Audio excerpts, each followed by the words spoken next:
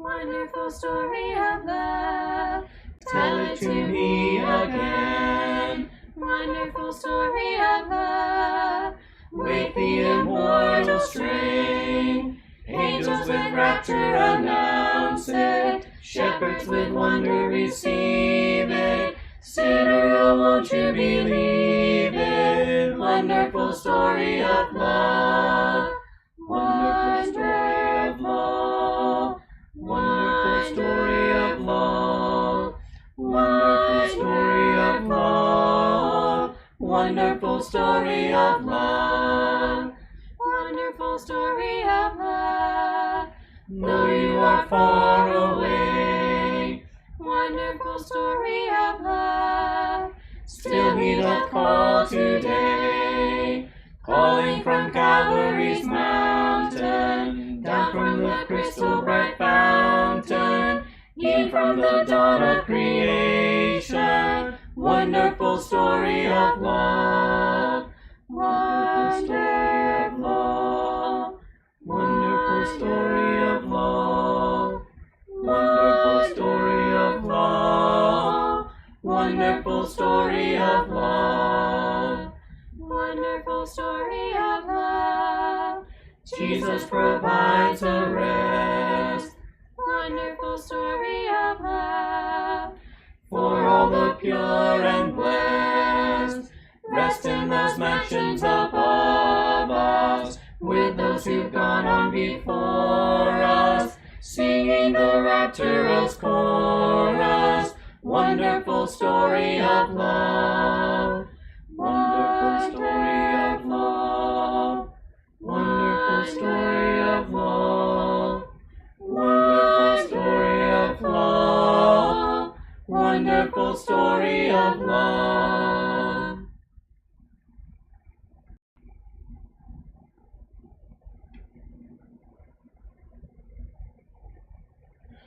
I am weak, but thou art strong. Jesus, keep me from all wrong. I'll be satisfied as long as I walk, dear Lord, close to thee.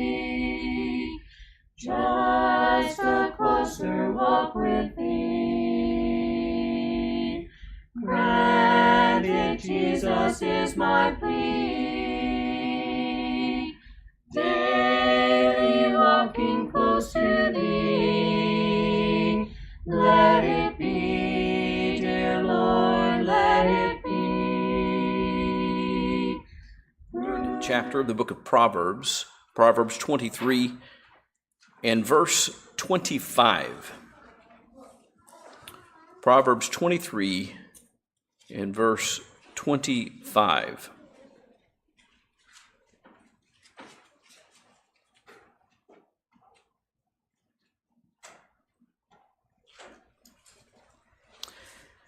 Let your father and mother be glad.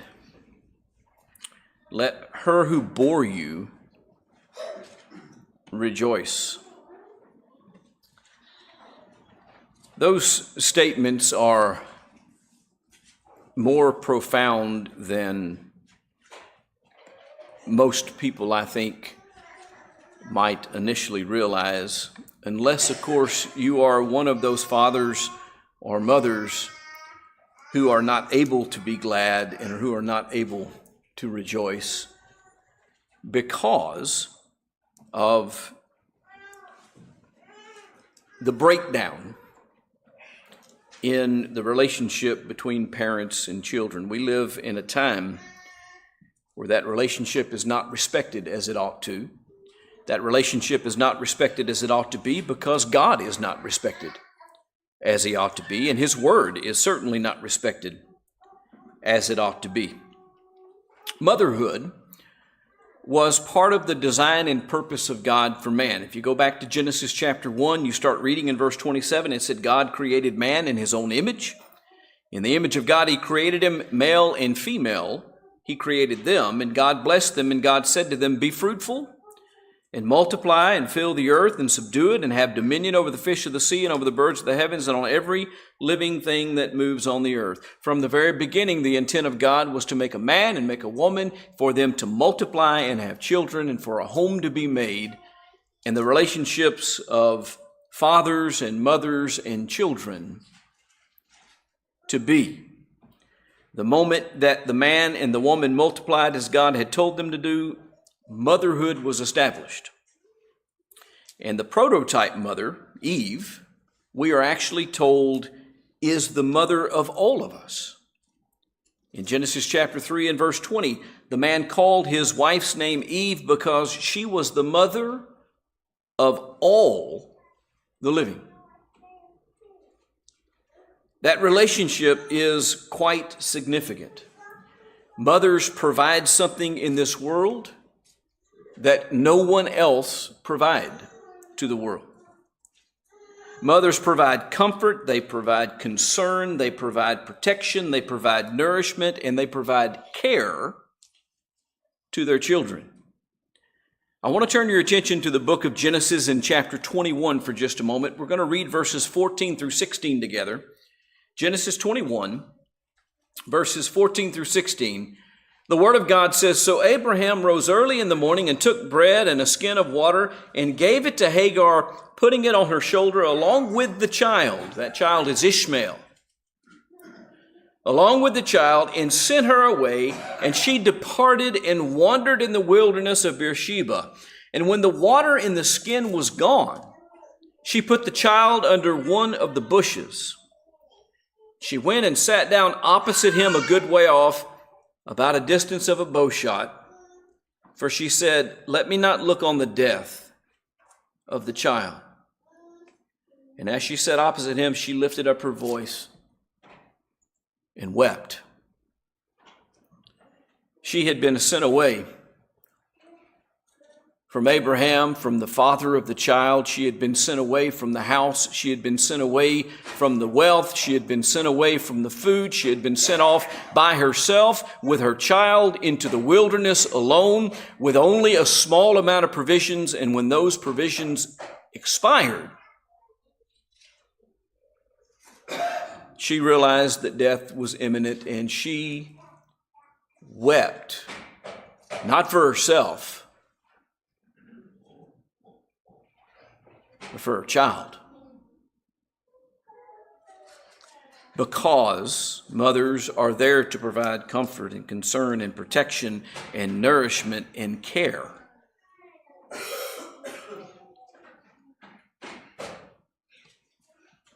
Over in the book of Exodus, Exodus chapter 2, verses 1 through 9, we read another story of a mother and a child, and a mother and a child that are going to be separated from one another. And it says, "A man from the house of Levi went and took as his wife a Levite woman, and the woman conceived and bore a son. And when she saw that he was a fine child, she hid him 3 months." She hid him 3 months because in the land where she lived, the authorities were set out to kill the Hebrew children. When she could hide him no longer, she took for him a basket made of bulrushes and daubed it with bitumen and pitch, and she put the child in it and placed it among the reeds by the riverbank. And his sister stood at a distance to know what would be done to him. And the daughter of Pharaoh came down to bathe at the river. While her young woman walked beside the river, she saw the basket among the reeds and sent her servant woman, and she took it. And when she opened it, she saw the child, and behold, the baby was crying. She took pity on him, said, "This is one of the Hebrew children." Then his sister said to Pharaoh's daughter, "Shall I go and call you a nurse from the Hebrew women to nurse the child for you?" By the way, that's an interesting word, nurse, that's used throughout this text. It means to nourish. Obviously, it has direct reference to suckle the child. But it means to provide nourishment so that the child can grow, so that the child has what it needs, so that the child can live. Shall I go and call you a nurse from the Hebrew women to nurse the child for you? And Pharaoh's daughter said to her, Go. So the girl went and called the child's mother. And Pharaoh's daughter said to her, Take this child away and nurse him for me, and I will give you wages. So the woman took the child and nursed him. It's a wonderful story. The providence of God is all over it. Moses being protected from death, Moses being found by the only person in Egypt who could protect him from death, Moses being brought back to the hands of his very own mother to be nourished and cared for and raised until he was weaned. That's what mothers do. Isaiah 66 and verse 13 says, As a mother comforts her child, so will I comfort you. And the I in that verse is God.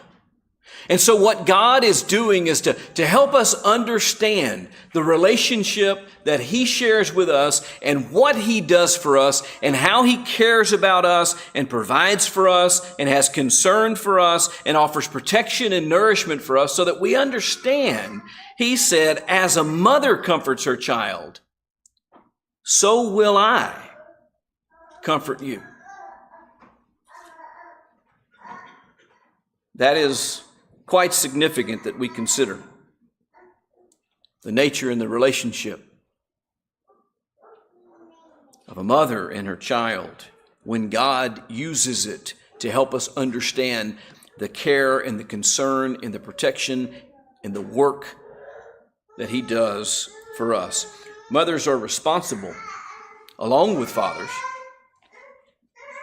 for raising and teaching children about God and about God's ways. Proverbs chapter 1, verses 8 and 9. Listen, my son, to your father's instruction, and do not forsake your mother's teaching. They're a garland to grace your head and a chain to adorn your neck. I think sometimes we don't fully appreciate that the pair works together to teach and to raise and to provide instruction for children. Chapter 6 and verse 20 of the book of Proverbs, my son, keep your father's commandment and forsake not your mother's teaching. He says it again. And then he goes on and says this, bind them on your heart always, tie them around your neck. When you walk, they will lead you. When you lie down, they will watch over you. When you awake, they will walk with you. For the commandment is a lamp, and the teaching is a light, and the reproofs of discipline are the way of life. The Proverbs here assumes that what the father and mother has taught are the ways of God. And so he tells the child to not forsake the mother's teaching, but instead to bind that teaching to his heart always and walk by that. In Ephesians chapter 6, starting in verse 1, the Ephesian letter says, children, obey your parents. And I want you to take note of that word there, obey your parents. That's what it says. That becomes significant in just a moment. For this is right. Honor your father and mother. This is the first commandment with a promise, that it may go well with you and that you may live long in the land. Fathers, this is where that first statement in verse 1, obey your parents, becomes extremely significant. The word that's translated fathers here can, and I believe should, be translated parents. Everything about this context demands that it's talking about parents, a father and a mother. And so this reads, parents, do not provoke your children to anger, but bring them up in the discipline and the instruction of the Lord. Mothers are responsible just as much as fathers are for this obligation. Children are responsible to listen to both. I do understand, and I even heard at times, when your father gets home. But I want you to understand, my mother wasn't afraid to discipline us either. Although with my younger sister, she did learn not to do it if my sister had a fork in her hand. Long story, save it for another day. Mothers, raising, teaching children, learning about God, learning about God's ways, learning how to live, learning how to walk, learning the light of the gospel, learning the reproofs and discipline, learning the true way of life as it has been delivered by God. That's what mothers do. That's who mothers are. And mothers are to be honored and respected. It started back in Exodus chapter 20 and verse 12 with a commandment: honor your father and mother so that you may live long in the land that the Lord is giving you. Do you understand that what he's saying there to these people as they are about to enter into the promised land? I have given you this land. And he had told Abraham long before that that's the land that they were going to inherit. So this has been a plan that's been carried out and worked out over years, brought to fruition. They're just going in. He says, listen to me. When you get into the land, when it's finally yours and you enter into that land, you honor your fathers and your mothers, or you will not live long in this land. I'll take it away.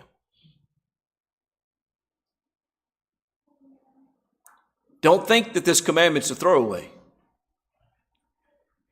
Don't think that respect for fathers and mothers is an afterthought. It's quite foundational. Deuteronomy chapter 27 and verse 16, cursed be anyone who dishonors his father or his mother. And all the people shall say amen. There's two things of this I want to draw your attention to. First off, this is the negative side of honor your father and mother. Cursed be anyone who dishonors. That's what's going to happen. You're going to live long in the land if you honor your father and mother, but you're going to be cursed if you dishonor your father or your mother. And then the second part of it is, and all the people shall say amen. This is a statement that we are all to consent to it. We are all to agree with that. We are all simply to accept the premise that parents should be honored, that mothers should be honored, and if they are dishonored, it brings condemnation and curse from God.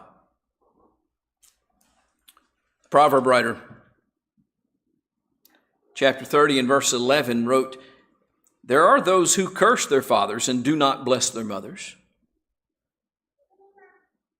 There are people out there that don't have the kind of respect for their parents, and particularly for their mothers, that they ought to have.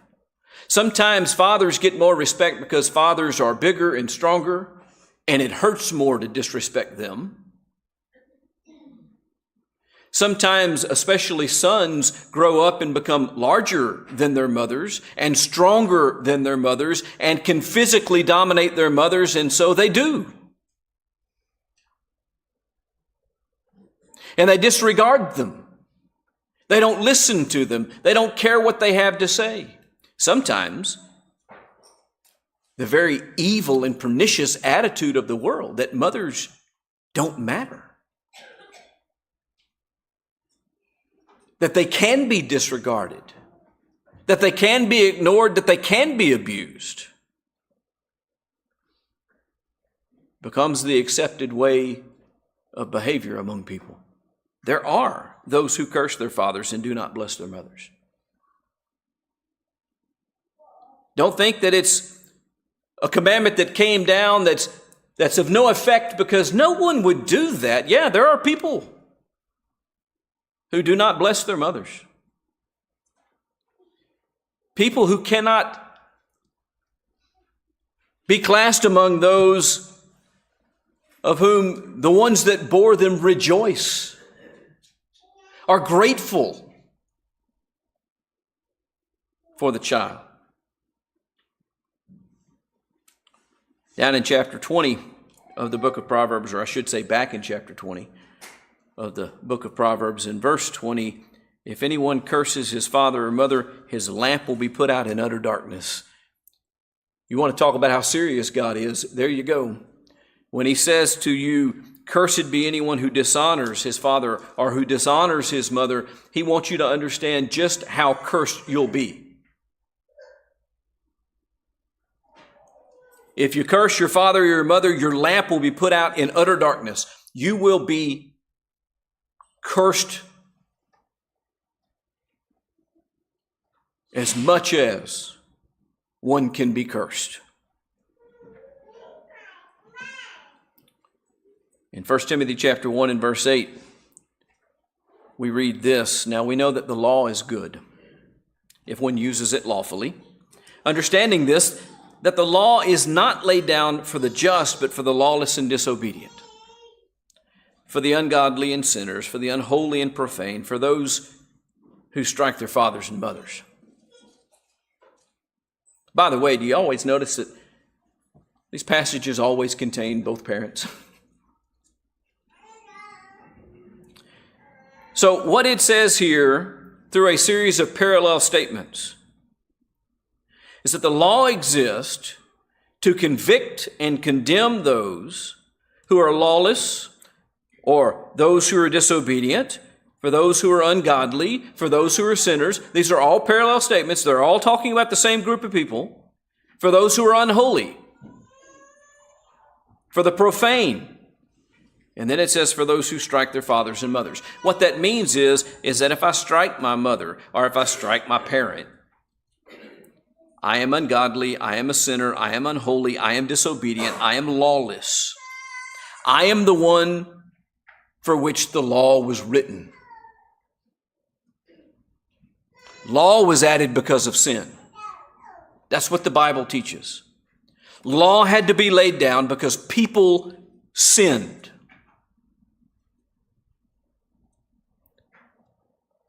Striking, disrespecting, dishonoring, all of those things are being classed as being ungodly, as being unholy, as being profane, as being parallel with, did you notice what it goes on to say, the very last thing it says in verse 9? After it says, for those who strike their fathers and mothers, for murderers.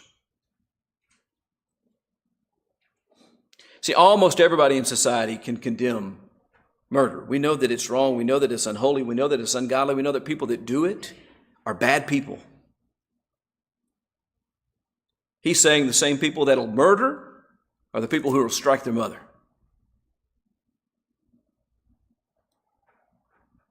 There's no difference. They are the ungodly. They are the unholy. They are the sinners. They're the disobedient. The sexually immoral, men who practice homosexualities, enslavers, liars, perjurers, whatever else is contrary to sound doctrine. To have disrespect and disregard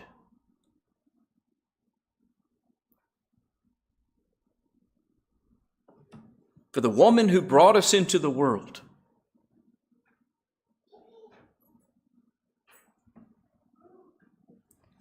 He lumps with all manner of callous, careless, arrogant behavior. And so in Ephesians 6, as we read a little bit earlier, verses 2 and 3, honor your father and mother. This is the first commandment with a promise that it may go well with you and that you may live long in the land.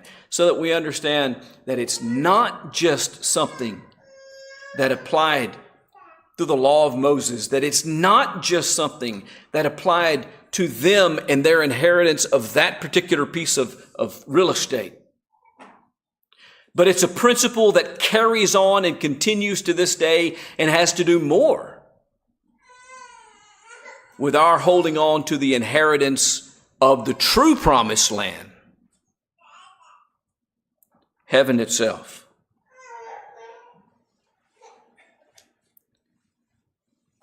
Motherhood should never be taken lightly. Some desire it greatly, but never have the opportunity to serve in the role.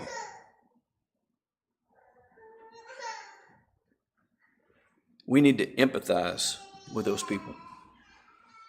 I think that there's a lot of people who don't realize that a national day of recognition like we are in the middle of today is a day of pain and sorrow for some.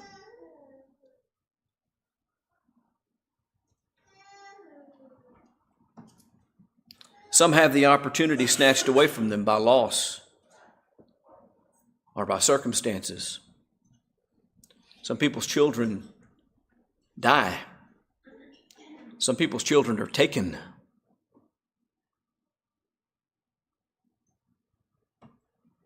We need to suffer with them.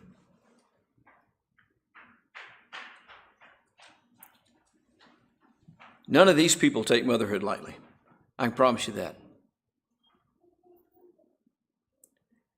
The ones who desire and who long for the kind of longing that Hannah had,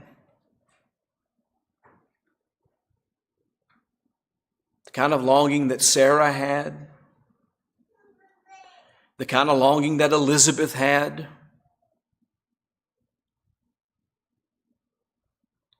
that either are never blessed or who are blessed and then have it stripped from them, they don't take the role lightly. But some of us do not give a thought for its gravity. And still others abuse it. Being designed by God, motherhood comes with weighty responsibilities that are directed and controlled by God, and a mother is answerable to God. Now that's the truth that we need to understand. You want to know a truth for Mother's Day? Here's the truth. If you're a mother, you have responsibilities, and you're going to stand before God and answer for whether or not you did them. I'll throw this one for free. I know it's not till June. Same's true for you, fathers.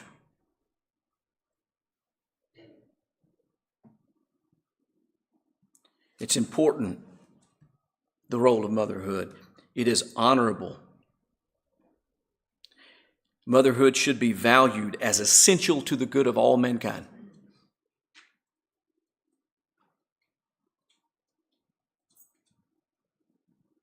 And when it's done right, it is very good.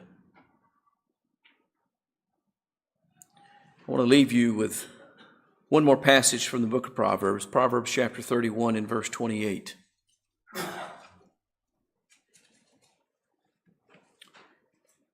Speaking of a mother, it says, her children rise up and call her blessed, her husband also, and he praises her. Let us all respect and value and understand the roles and the responsibilities and the places and the things that God has given us. Let us all appreciate the people who fill those roles and do those things and do that work. And let us please understand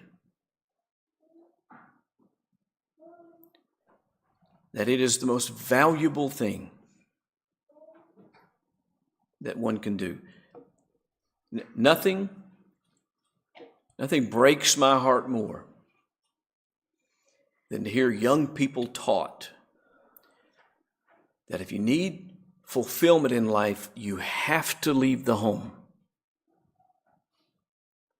And you have to have a career. And that motherhood is not a real job.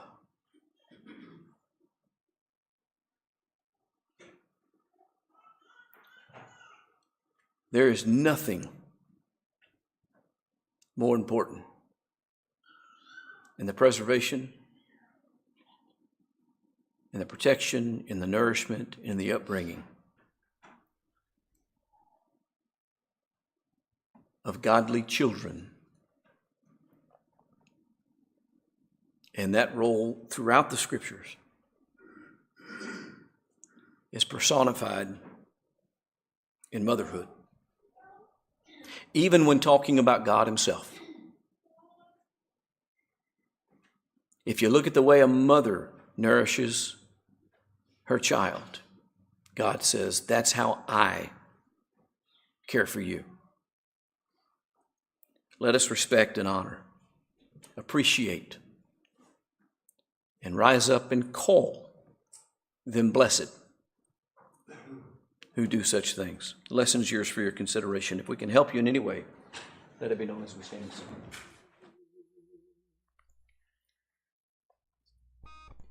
I have heard of a land on a faraway strand. In the Bible the story is told, where cares never come, never darkness nor gloom, and nothing shall ever grow old. In that beautiful land, on the faraway strand, no storm